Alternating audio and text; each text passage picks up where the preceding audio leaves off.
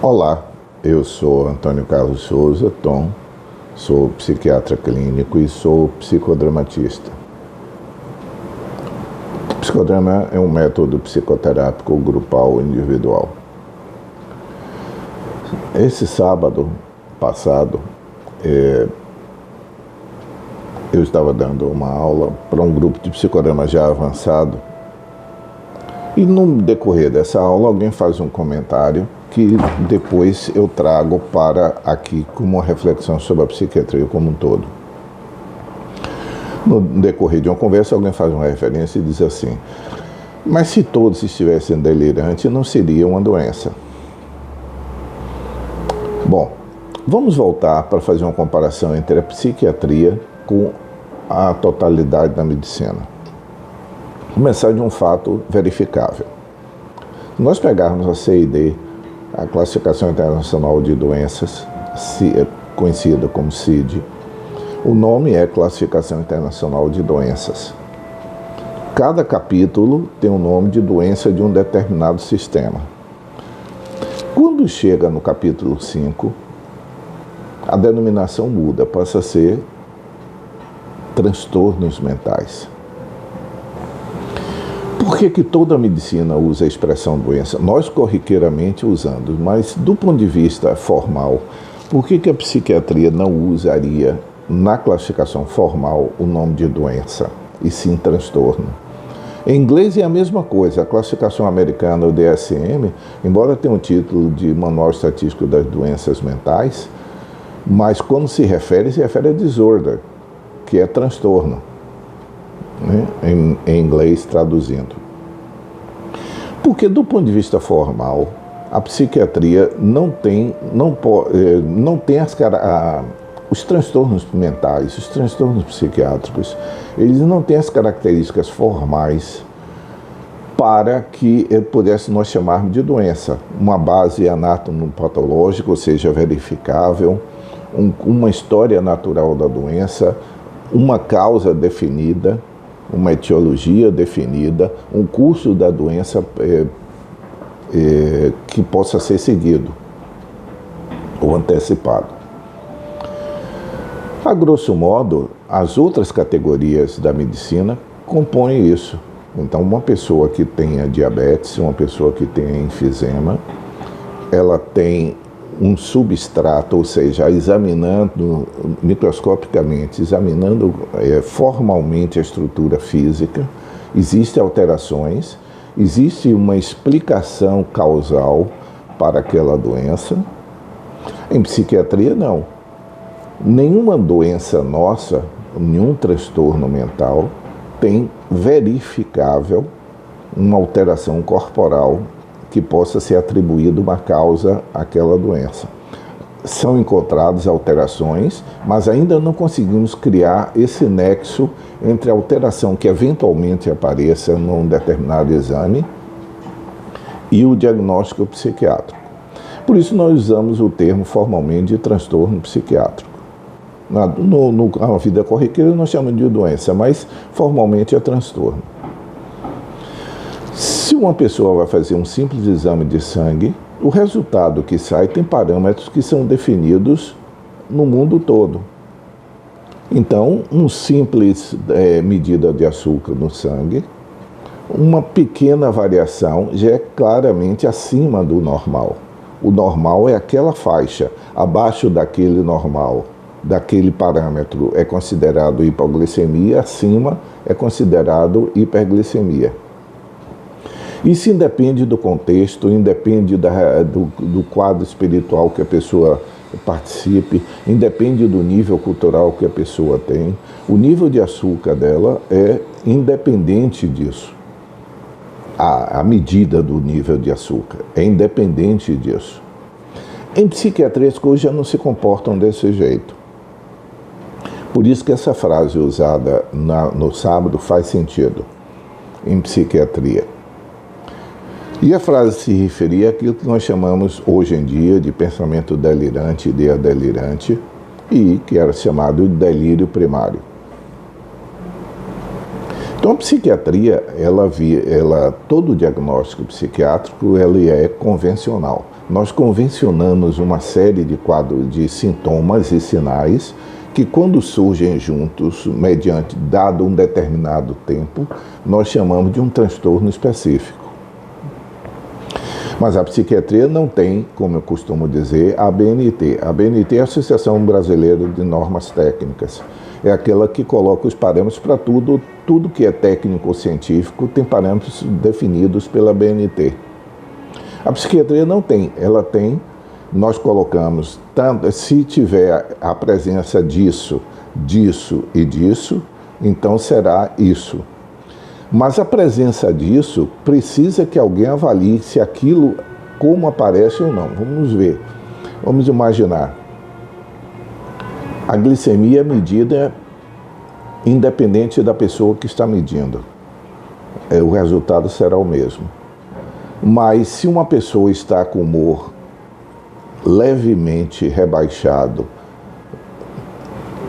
ou gravemente rebaixado, depende de uma avaliação externa, que não é tão precisa quanto o parâmetro da glicemia. O simples humor, que é como a pessoa se sente. Quando é muito óbvio, uma pessoa que esteja com humor gravemente rebaixado, o semblante dela muda, a expressão da tristeza dela é perceptível. Então, provavelmente, será consensual que todas as pessoas que olharem. Mas uma depressão leve, que cursa com humor levemente rebaixado, que faz a pessoa ficar um pouco mais irritada, um pouco mais insatisfeita, mas verdadeiramente ela não sente tristeza, mas sim chateação diante da vida, levemente irritada. Sabe aquela cara assim? Minha mãe chamava de cara que quem comeu não gostou. Essa daí, que muitas vezes a pessoa socialmente não é definida como tendo um humor triste, humor leve, rebaixado. Não, mas ela é alegre. Perguntando se efetivamente a pessoa tendo estabelecido um contato, um vínculo satisfatório, que a pessoa se permita colocar as coisas que carrega mais intimamente, ela pode dizer, mas aquilo é um esforço que eu faço para aparentar estar bem.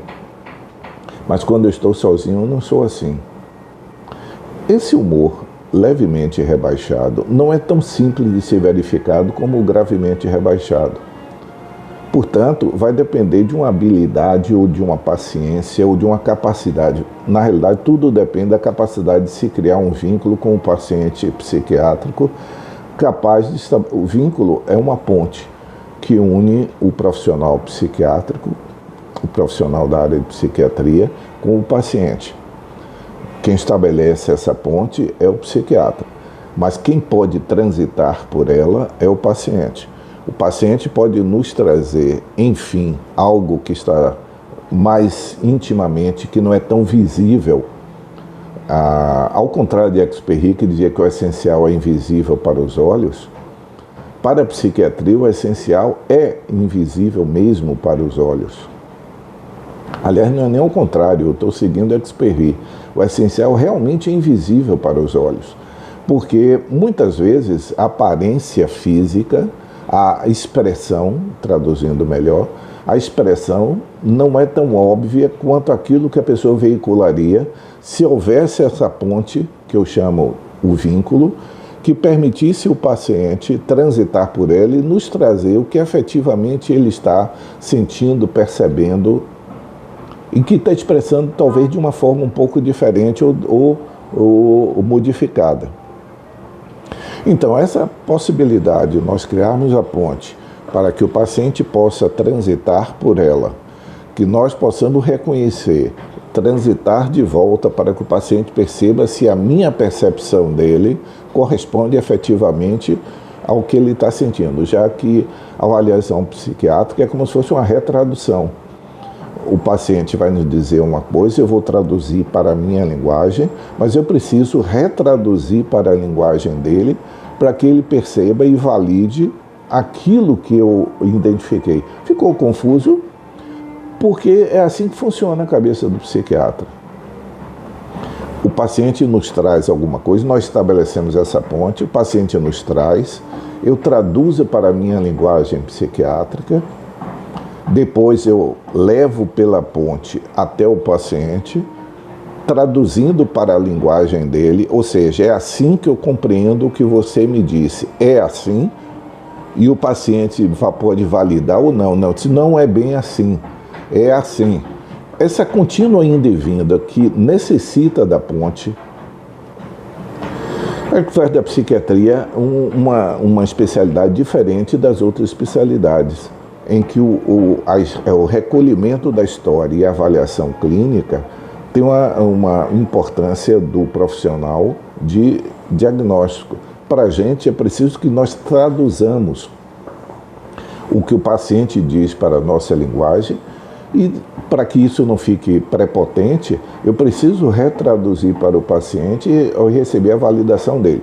Claro, quando eu digo isso, obviamente depende dos quadros das pessoas, mas em média é assim que funciona. Então nós precisamos sempre estar atentos de que o diagnóstico psiquiátrico, por mais que exista formalizações dele, inventários, questionários, escalas, ainda assim ele necessita de uma validação minha sobre aquilo que está acontecendo. E essa validação não pode ser prepotente ou onipotente, no sentido de que eu defino o que é certo e errado. Eu preciso saber se aquilo que está sendo expresso para mim, eu compreendi. Vamos imaginar uma situação bem absurda, ou não tão absurda. Vamos imaginar que nós estejamos lidando com dois tipos de pessoas. Um diz, a grosso modo, um diz assim, eu sou um super-homem. Uma coisa bem caricatural. Eu sou um super-homem. O outro diz a mesma coisa, eu sou um super-homem. Vamos admitir que eu só faça essa leitura. O que eu vou ver é uma ideia megalomaníaca, ou seja, uma ideia delirante, é uma ideia que a priori é falsa, ela não é verdadeira, mas que a pessoa tem convicção absoluta e que a argumentação lógica não funciona. Então, nessa caricatura que eu estou fazendo, para os dois, eu digo, não, eles não são super-homem, eles não são Clark Kent, eles não têm nenhum poder maior. Isso é uma ideia falsa. É a minha afirmação de que a capacidade dele fazer um juízo sobre a realidade, ou seja, de afirmar a realidade dele, é falsa segundo o meu conceito. Eu digo, você não é super-homem porque você não é só Clark Kent, e ele insiste em dizer, sim, eu sou um super-homem. Ele segue os parâmetros definitórios. Nem sei se existe essa palavra definitória, mas enfim, deixa aí como neologismo. Mas vamos imaginar que eu atravesse a ponte de volta para ele e diga, o que você quer dizer é que você tem poderes especiais, é super-homem. Um vai me dizer, sim, eu sou capaz de voar, eu sou invulnerável à bala e nasci no planeta Krypton, nessa caricatura. O outro vai dizer, não, o que eu quero dizer é que eu sou como se fosse um super-homem, porque eu tenho que realizar tantas coisas na minha vida que um homem comum não realizaria. Um usou uma metáfora, eu sou um super-homem. Metáfora é uma comparação subtendida. Se ele dissesse, eu sou como um super-homem, eu não precisaria identificar isso. Mas como ele fez uma afirmação, não uma comparação explícita, eu preciso saber se ele está me dizendo como uma metáfora, ou seja, como uma comparação não explícita, ou se aquilo corresponde à verdade. Como eu sei que o personagem Clark Kent, super-homem do planeta Krypton, é um personagem ficcional, eu posso dizer com firmeza que esse é o outro, que diz efetivamente ser super-homem, seria uma afirmação delirante. Resumindo, nessa primeira conversa, psiquiatria é um exercício contínuo de construção de ponte com o paciente. Espero que haja sido útil.